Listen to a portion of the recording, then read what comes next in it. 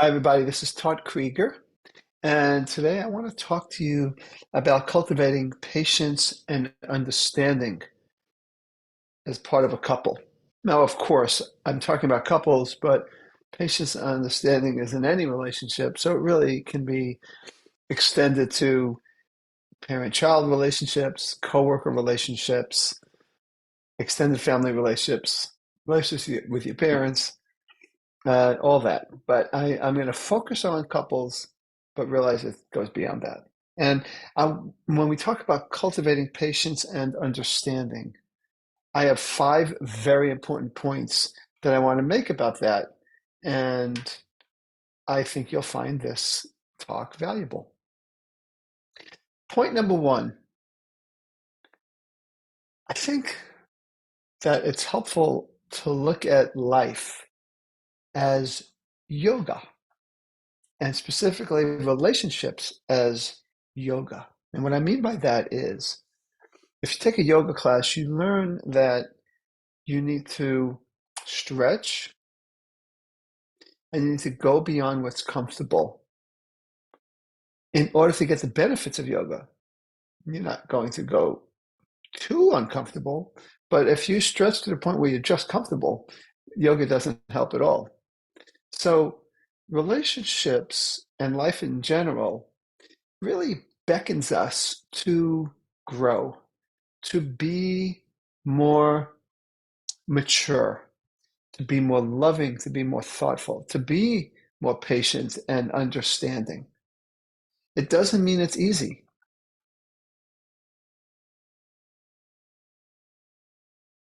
I hesitated now because we just had an earthquake, but I'm going to continue.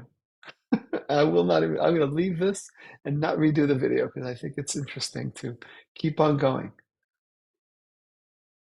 In yoga, even when you have life's earthquakes or storms, you're able to stay centered.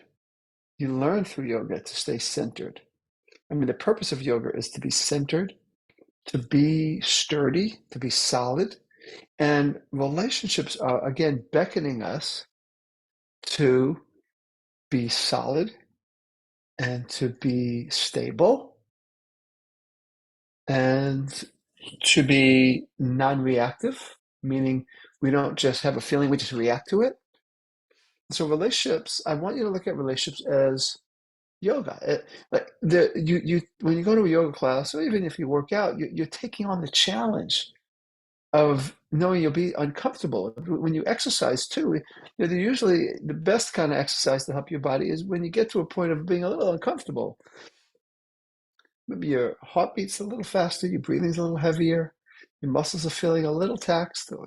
Again, we don't want to overdo it, but that's life. That's what helps. And relationships are beckoning us in the same way to be willing to be uncomfortable and to not react from that discomfort, but handle the discomfort. Okay, so that was my point number one. Look at relationships as yoga. It's, where our job is to decrease reactivity as we increase our patience and understanding.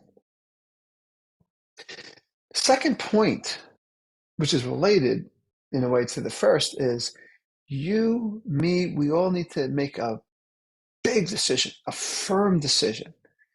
It's the decision that you want to cultivate patience and understanding. You want to make this goal valuable to yourself. This is valuable. You value it. When you value something, you're willing to do what you got to do to get there, even if it's uncomfortable.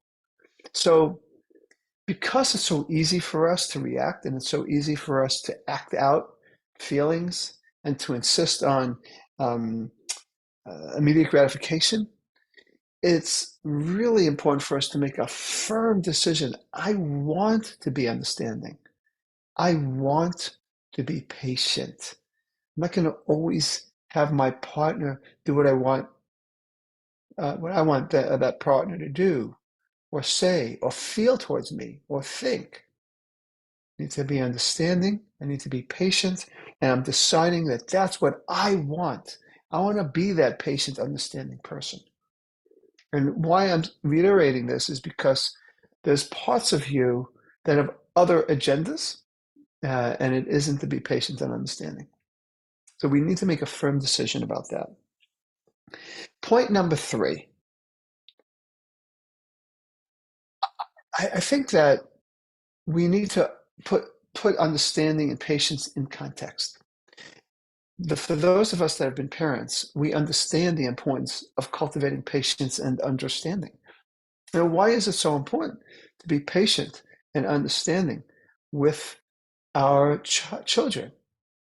That's what makes them healthy. That's what makes when they're understood, it makes them feel like they matter, their experiences matter, that their experiences are real. It makes them feel real. They feel like they're taking up space in the world. When we're patient with them, we give them the space to make mistakes. We give them the space to learn. It's important for them. It's important neurobiologically for our children to receive our patience and understanding. And so, just as it is with children, it's the same for adults. Even though we aren't as dependent on our partners, usually physically for sure, we still depend on our partners emotionally, and we need patience. We need the patience that we'd want to give our children, as healthy parents, right? When you're patient with me, it gives me the chance to learn, to make mistakes and correct them, to feel accepted by you. That's so crucial, just like it is for children. And like I say, it's a neurobiological imperative that's what we need to do to create healthy children. Well, that's what we got to do to create healthy adults and healthy relationships. When you are cultivating understanding, it makes me feel accepted. It makes me feel okay to not be just like you. Just like children need to know that it's okay for them not to be just like us. So I'm just kind of down, putting it in context of just life and the life cycle and how important it is for our well-being for children, but also for adults to have this patience and have this understanding. That was my third point. My fourth point is that we need to accept difference. We're different. We. I'm just thinking, even with my wife and I, she hikes really fast. She's like a hummingbird when she's hiking. And we are hiking together today. And I'm not slow. I'm pretty good. I don't think anybody else will keep up with me on a typical path, but my wife is faster than me. So she's got to be patient with me. And sometimes um, I'll jog to catch up. And sometimes she'll just stop and wait for me. And so there's a certain patience there. Like that's just simple stuff. Just like when we ride bikes, it's the other way around. I can't just go at my pace all the time because I'll leave her in the dust. Not that I'm so great, but I do have stronger legs and also I have a better bike. So I think I have those two advantages. But we we need to be patient. And of course, in emotional matters, we're different too. We have different needs, we have different wants, not just different skills. Uh, we have different strengths and weaknesses. And we have different agendas, we have different priorities. And so all that requires patience. If one person really wants to go on vacation a lot and the other person really is more of a homebody, we got to find a way to compromise, but there's got to be a sense of understanding and patience that maybe I won't get what I want every time. Maybe you won't get you want every time, but we have an attitude of patience. We want to be like yogis, want to at least try to be. Because, the thing is that that's the way it is. We want to live life as it is, not the way we wish it to be. And we are different. So being different requires patience and understanding. It just does. So we got to accept that. Okay. And my fifth point, a very important point, is you got to slow down. I've said this in other videos and other podcasts, and in terms of talking about slowing down for communication, slowing down to appreciate each other. But in cultivating patience and understanding, we need to slow down. If we're going at a quick pace, we don't realize how much our own self-absorbed agendas take over. When we slow down, we have a possibility to just not insist on our agendas being met all the time. We actually, with slowing down, we create a space to choose to be patient and understanding.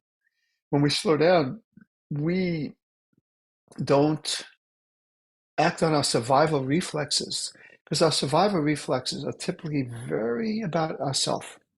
And it's really not about patience, and it's not about understanding. So we want to create at least a subsection of our lifestyle, I'll say of our day, but of our lifestyle in general, where we slow down. I tell clients of mine, my couple clients, to have a minimum of 10 minutes a day. And I mean minimum, but 10 minutes a day we could do even in our busiest days typically, to slow down together. Just slow down, talk, communicate, cultivate patience in that time, cultivate understanding. Well, the time it takes to practice it, it gets in our body. That's it. Just gets in our body. And so maybe in the heat of the moment, in a heated exchange, we are able to stop and instead be patient and understanding, because we have been bracketing some time to slow down together for the purpose of cultivating understanding and to practice our ability to be patient. It's necessary, it's important. And I just wanted to say those things because that is important no matter what couple comes in with, whatever problems they have, whatever symptoms they have, whether it's they're just disconnected, or there's been sexual challenges, or there's been infidelity, or there's been addiction issues, whatever the problems that people come to me with, it's always important to develop understanding and patience. It's kind of a universal, important strength or strengths that we need to develop. So, thank you for listening. I hope you take it and apply it. And it works, like I said, not in just our intimate relationships, but in all our relationships. This is Todd Creager, making the world safe for love.